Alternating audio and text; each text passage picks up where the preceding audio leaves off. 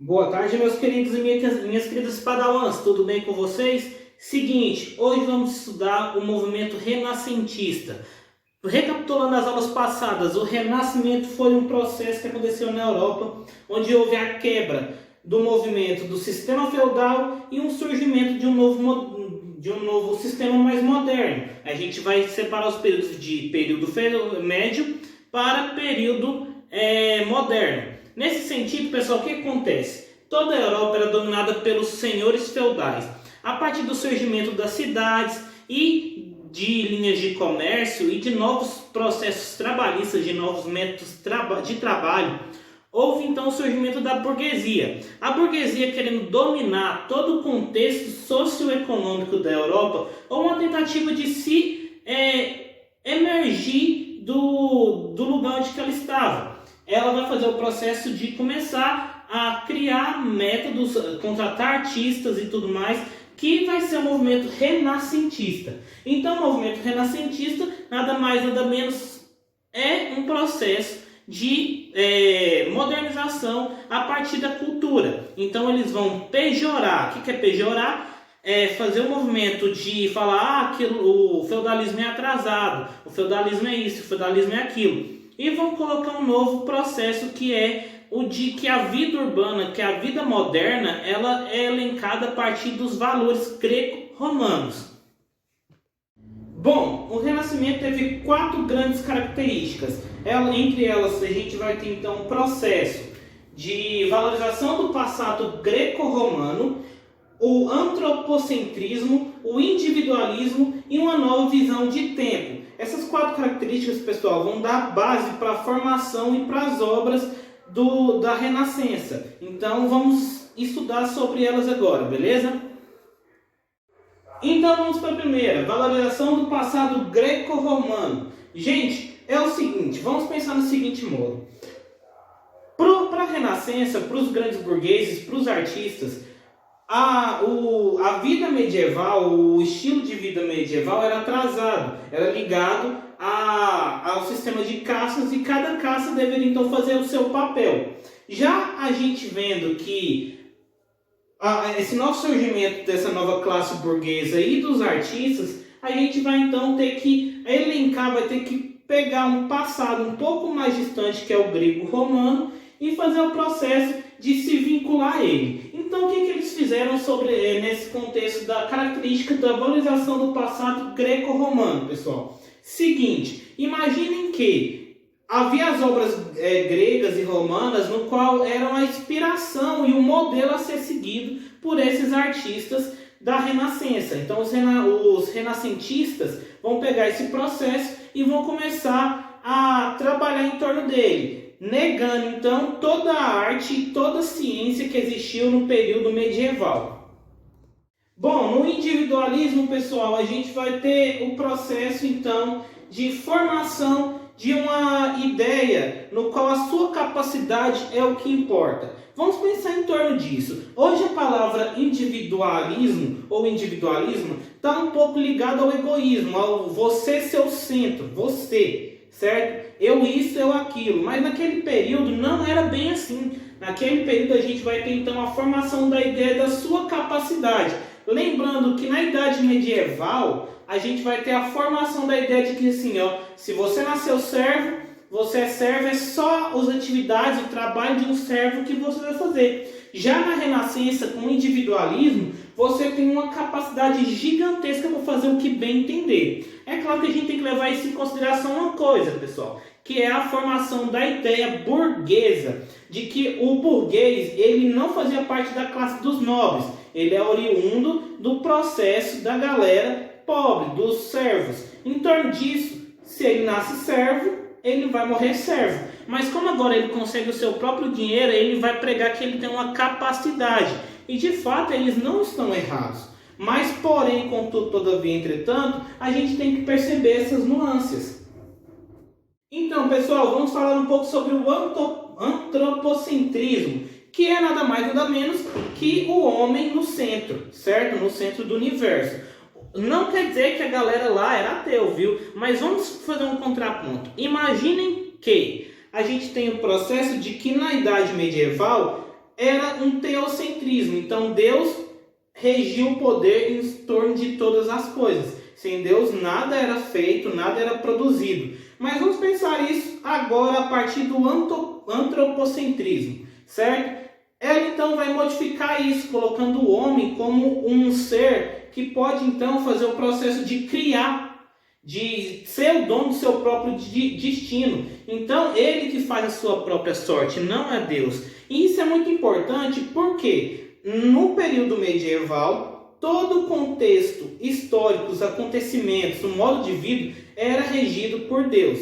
Quem dominava esse processo era a Igreja Católica, e a Igreja Católica era unida com a nobreza. Por conta disso, não havia uma mudança social das pessoas, elas não poderiam fazer o que quisessem. Agora, com o surgimento do pensamento antropocentrista, a gente então vai ter a formação de um contexto no qual o homem ou a mulher, vice-versa, a humanidade, inclusive o homem, porque naquela sociedade a mulher não tinha voz, mas lembrando que ele é dono da sua própria sorte, ele pode fazer o que ele bem entende. Então vamos lá, pessoal, para a última das características do renascimento cultural, uma nova visão de tempo. Vamos pensar novamente no período medieval. No período medieval, pessoal, as pessoas viviam o tempo de Deus.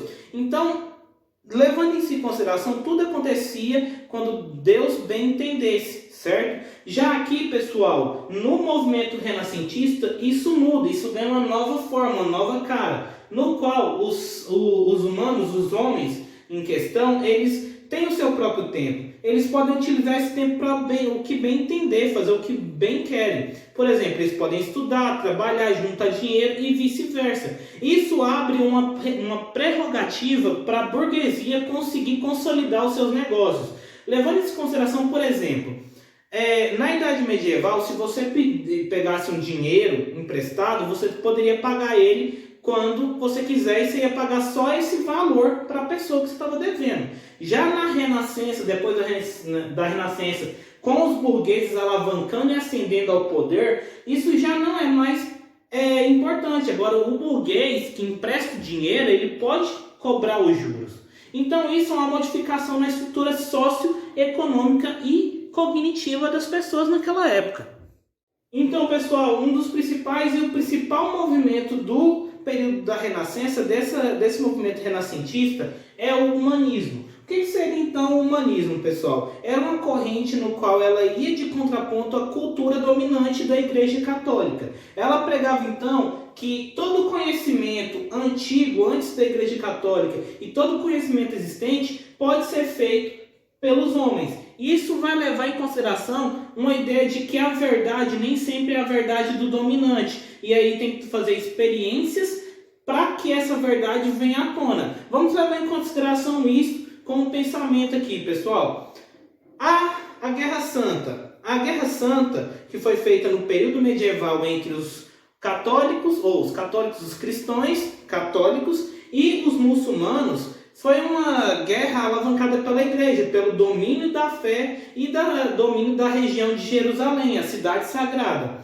Porém, contudo, todavia, entretanto, a gente tem que pensar num contexto ainda maior. Aquele período, a gente precisa saber que a verdade de fato é que era necessário um processo migratório de dominação de novas regiões controladas pelos muçulmanos, porque havia uma crescente de população dos cristãos na Europa. Então a gente pode perceber algumas nuances sobre a verdade em torno disso, certo? E não é só isso. No início, os humanistas, eles eram um povo que eram algumas pessoas que faziam um processo de modernização de algumas coisas que aconteciam nas universidades medievais. Porém, a partir do movimento renascentista, ele vai ter uma ampliação do número de pessoas e o propósito daquelas pessoas no período da Renascença. Então, haverá um aumento de pessoas que participam desse movimento humanista. Então, qualquer um que vai fazer o conhecimento, qualquer um que vai trazer novos conhecimentos, seria então um humanista a partir disso. Porém, a gente tem que levar em consideração que isso tudo é um contraponto contra as ideias e a cultura eclesiástica. Eclesiástica, para quem não sabe, é a cultura da Igreja Católica.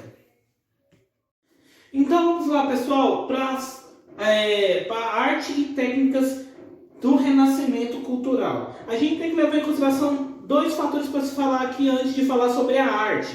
A arte ela não engloba somente a pintura, a arte plástica, ao desenho, a tela. Ela vai à literatura, música, teatro, muitas coisas que envolvem a arte. Porém, a gente vai frisar aqui as artes e técnicas plásticas, que é a pintura, certo? Então, primeiro, realismo na representação da figura humana, o domínio da perspectiva e o autorretrato. Eram as três técnicas principais do movimento renascentista. Então vamos lá. O realismo na representação da figura humana. Bom, para a gente ter uma ideia, no período medieval a arte ela era um pouco abstrata e os desenhos não eram tão bons. Já na Renascença, uma modificação. Os artistas estavam preocupados em fazer processos cada vez mais realistas. Essa realista, então, eles deveriam então estudar eles estudavam anatomia e até a geometria, para cada vez deixar os seus desenhos mais realistas possíveis. Se a gente for levar em consideração, e vocês podem pesquisar aí na internet, o quadro e a imagem da Mona Lisa. Você vai ver que o relevo por trás dela é todo bem trabalhado. Não só isso, a gente vai ver então a formação de todos os detalhes, a boca da Mona Lisa, os olhos dela, como ficaram bem realistas naquela época. Outro fator também, pessoal, é o domínio da perspectiva. O que seria então esse domínio da perspectiva? Seria realmente a gente ver o relevo, a gente ver como a textura não a textura, mas como num quadro plano a gente poderia ver então todas as formas. A gente poderia ver uma montanha, a gente poderia ver bois, a gente poderia ver muito bem como aquele quadro ele era desenhado e muito bem formulado. E para finalizar, o autorretrato, pessoal. O que era o autorretrato? Para aqueles artistas conseguirem renome e status sociais cada vez melhores e serem muito bem atribuídos e representados, eles faziam seus próprios autorretratos. Então eles se desenhavam. Não só isso, mas como também eles começaram a assinar os seus trabalhos. Para que essa assinatura dos trabalhos, pessoal? Justamente para conseguir ter os seus status sociais cada vez melhores. Valeu? Saudade de vocês, viu, nenéns?